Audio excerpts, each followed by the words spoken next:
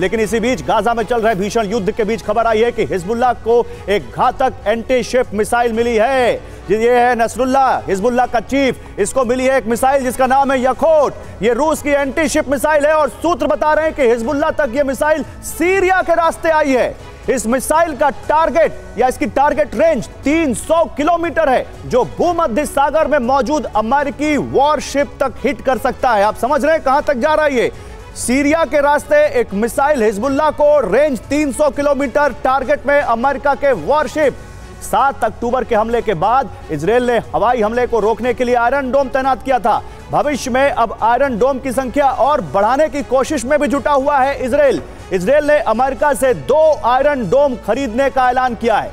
दरअसल अमेरिका ने इजरायल को 2 आयरन डोम भेजे थे जिसकी मियाद अगले साल खत्म होने वाली है। हालांकि 10 आयरन डोम पहले से इजरायल के पास हैं जो इस वक्त एक्टिव हैं। ऐसे में इसकी संख्या बढ़ाने पर जोर दिया जा रहा है ताकि भविष्य के हमास के हवाई हमलों को आसमान में ही तबाह कर दिया जाए। इसी बीच एक और बड़ी तस्वीर जो हमारे पास आई है वो देखिए। खान यूनिस जो कि साउथ गाजा में है, वहां एक मस्जिद के पास कैसे अटैक किया है इजरायल ने, ये तस्वीर देखिए। और इजरायल तो लगातार कह रहा है कि इस तरह की मस्जिदों में हमास के ठिकाने हैं।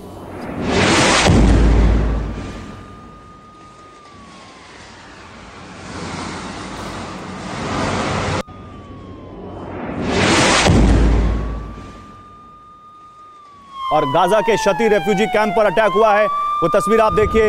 ये शती रेफ्यूजी कैंप है गाजा का जहां पर इजरायल ने अटैक किया। और गाजा में इंडोनेशिया अस्पताल के पास एक बार फिर बमबारी हुई है। इंडोनेशिया इसको लेकर लगातार अपनी नाराजगी जाहिर कर रहा है, लेकिन इंडोनेशिया के अस्पताल के पास गाजा में एक बम गिरा है। स्कूल के नीचे हमास की सुरंग पर अटैक किया गया है, वो भी आपको दिखाएंगे। ये जनीन में इजरायली फौज पर हमला तो हम आपको दिखाई रहे थे, लेकिन स्कूल के नीचे हमास की सुरंग पर अटैक किया है आईडीएफ ने, वो देखिए।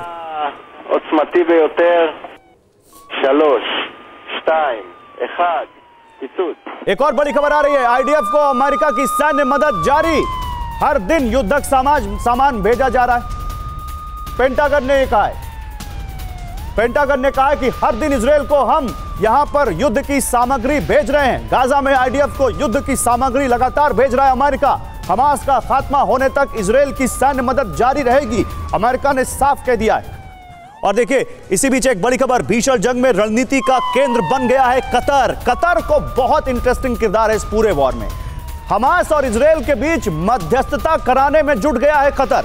15 बंधक छोड़ने के लिए शर्त, 15 बंधक छोड़ने के बदले 2 दिन के युद्ध विराम की शर्त यहां पर रखी गई है। और इसी बीच एक बड़ी खबर देखिए आपको जो आ रही है वो बताएं। गाजा पट्टी में 242 लोग पिछले 34 दिन से हमास के बंधक हैं और अब इनमें से कुछ लोगों की रिहाई की उम्मीद बढ़ गई है। इसके लिए अमेरिकी खुफिया एजेंसी प्रमुख CIA के प्रमुख विलियम बर्न्स कतर पहुंचे हैं, जहां उनकी मुलाकात कतर और हमास के नेताओं से होगी। इस दौरान कम से कम 12 बंधकों की रिहाई की डील पक्की हो सकती है, जिसके एवज में गाजा में 2 से 3 दिन का युद्ध विराम, सीज फायर हो सकता है। इस डील में मिस्र भी शामिल है।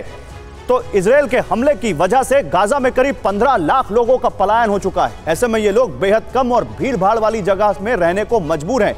चारों तरफ गंदगी है, पीने के लिए साफ पानी नहीं है। ऐसे में बीमार लोगों की तादाद दिन पर दिन बढ़ती जा रही है। विश्व स्वास्थ्य संगठन के मुताबिक 15 अक्टूबर के बाद से अब तक 33,500 डायरिया के मामले सामने आए हैं, तो 9,000 से ज्यादा चर्म रोग के मामले सामने आ चुके हैं। वही रेस्पिरेटरी इंफेक्शन, सांस संबंधी बीमारियां, लगभग 55,000 लोगों से जुड़े ऐसे मामले सामने आ चुके हैं। तो ये देखिए गाजा में मिसाइल से बड़ा जो खतरा इस वक्त फैल रहा है ये वो है। लेकिन उत्तर से दक्षिण गाजा जाते हुए फिलिस्तीनी नागरिकों को भी आपको देखना चाहिए। लगातार पलायन चल रहा है, लगातार वहां से वो लोग चल रहे हैं, कभी हाथ उठाकर हाथ में सफेद झंडे लिए, तो कभी कुछ इस तरह से एक बड़ा जनसैलाब तरीके का उस वक्त वहां से उत्तर से दक्षिण गाजा की ओर वहां जाते हुए।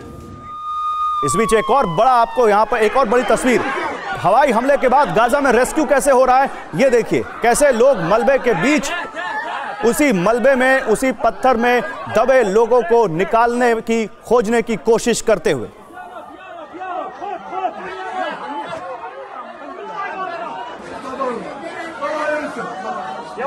Wait,